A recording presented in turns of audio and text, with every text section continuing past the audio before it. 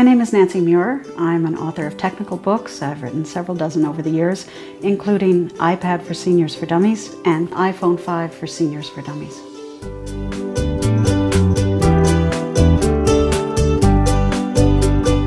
The iPad and the iPhone are very popular devices with seniors because they offer a very elegant design. They're very nice devices.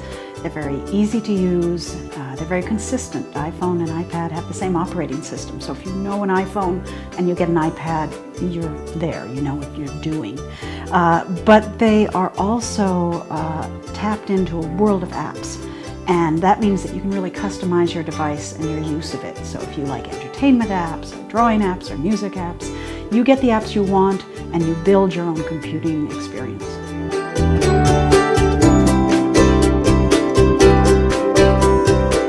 The first time I used an iPhone, I thought what an elegantly designed device it was. And I was also amazed at the whole app environment, the number of apps out there that you could get and how that grew so quickly. Thousands and thousands of apps now.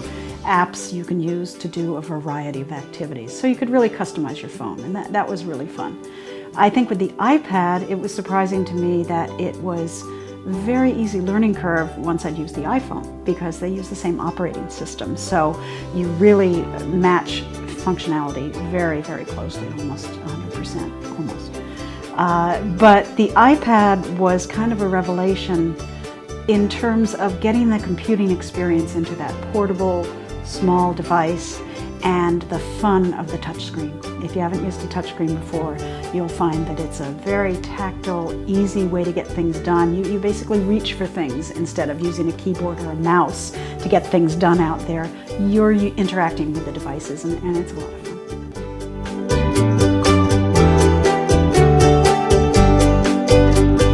Well, interestingly, some of the most common questions that I hear from new iPad users are very technical questions. How do I connect to a Wi-Fi network?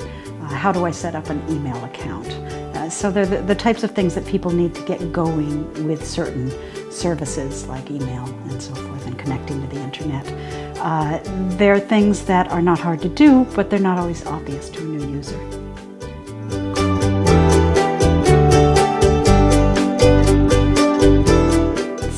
Common questions that I hear from someone who's just gotten a new iPhone have to do with some of the features of it. For example, if they wanted to use a navigation app to be able to direct them as they're traveling around in their car, how do they get that set up? How does it know where they are? How do they deal with settings so that it can find their location?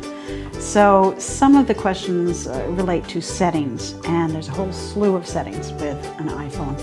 How you get connected to Wi-Fi networks, and how you find the password for the Wi-Fi network, and things like that. But the other thing that people ask about iPhones often relate to the apps themselves. Siri, for example, is an app where you can talk and ask questions of your iPhone, and it will give you responses. People want to know how to frame those questions, what it knows, what it doesn't know, how it knows it. So there's a lot of interest in the various things that you can do with apps.